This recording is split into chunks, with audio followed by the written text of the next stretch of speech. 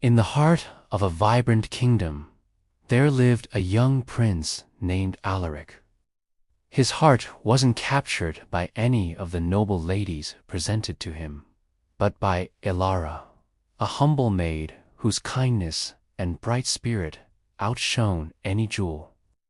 Alaric saw in her a queen, not of status, but of heart, and he was determined to make her his bride.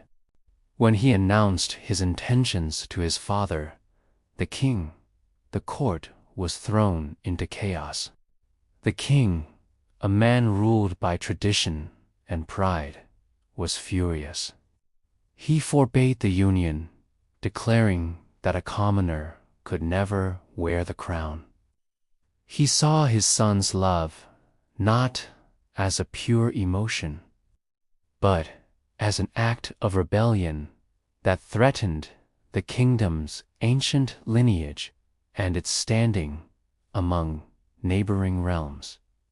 Alaric, however, refused to yield.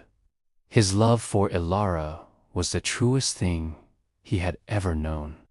He pleaded with his father, speaking of Elara's wisdom and compassion, qualities he believed were far more important for a queen than noble blood. But the king's heart was as hard as the stone of his castle walls.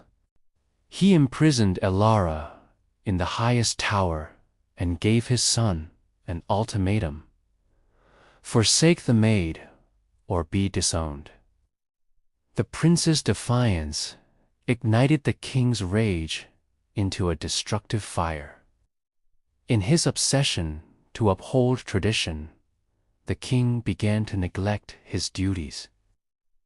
He made rash decisions, alienated his allies, and imposed crippling taxes on his people to fund his lavish displays of power. The kingdom, once prosperous, began to crumble. Fields lay fallow, trade routes dried up, and the people starved. They saw a king who cared more for his pride than their well-being. The kingdom's military, disheartened by the king's tyranny and the prince's sorrow, became weak and disorganized. Seeing this internal decay, rival kingdoms, which had long envied their prosperity, saw their chance. They launched a coordinated invasion, and the once mighty kingdom, now hollowed out from within, could not defend itself. As the castle burned and the kingdom fell, the king finally understood his folly.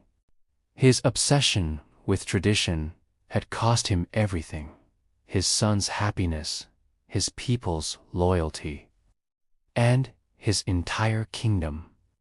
In the end, the crown he fought so desperately to protect lay buried in the ashes of his own making. A tragic reminder that love, when denied, can lead to the greatest of destructions. Thank you for watching.